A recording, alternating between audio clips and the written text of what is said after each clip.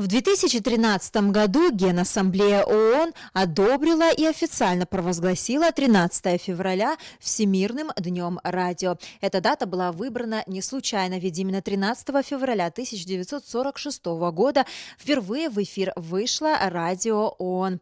Ну а абхазское радио работает уже практически 88 лет. В штате абхазского радио работают более 20 человек. Новости, различные передачи и рубрики, а за ними целая команда профессионалов. Редакторы, дикторы, корреспонденты, звукорежиссеры. Слаженная работа – это всегда большой труд. На абхазском радио бок о бок трудятся как совсем еще молодые журналисты, так и старожилы эфира. Несомненно, работа для этих людей является неотъемлемой частью жизни. На радио всегда царит дружеская, теплая атмосфера, и это неизменно отражается на качестве эфира. Кама либо работает диктором на радио более 15 лет. Я пришла сюда совсем еще юной, не представляю свою жизнь без любимой работы, делится с нами Кама. Когда устроилась на работу сюда, на абхазское радио, меня очень хорошо приняли. У меня замечательный коллектив, работа мне моя очень нравится. И, конечно, это нелегко работать в прямом эфире, но я уже привыкла, потому что уже почти 16 лет, как я отметила, вот тут работаю, я уже привыкла. Тексты мне подготавливают мои редактора, приносят предварительно за 10-15 минут до эфира.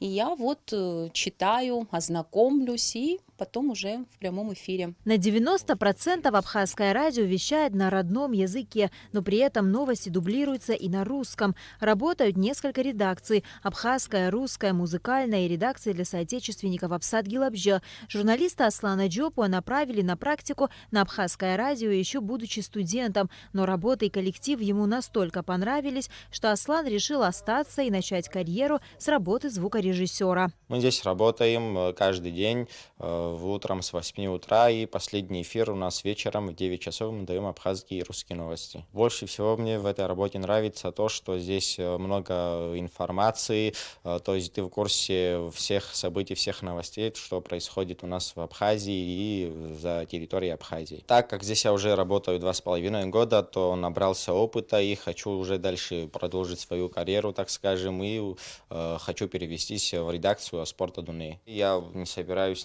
бросать здесь свою работу, и в дальнейшем хочу как-то совмещать эти две профессии. Главная задача абхазского радио – донести информацию до каждого жителя страны. Помимо новостных передач, на радио стараются освещать все стороны жизни общества, быт, культуру, историю абхазского народа. Наала Ковя, Степан Мартиросян, Абхазское телевидение.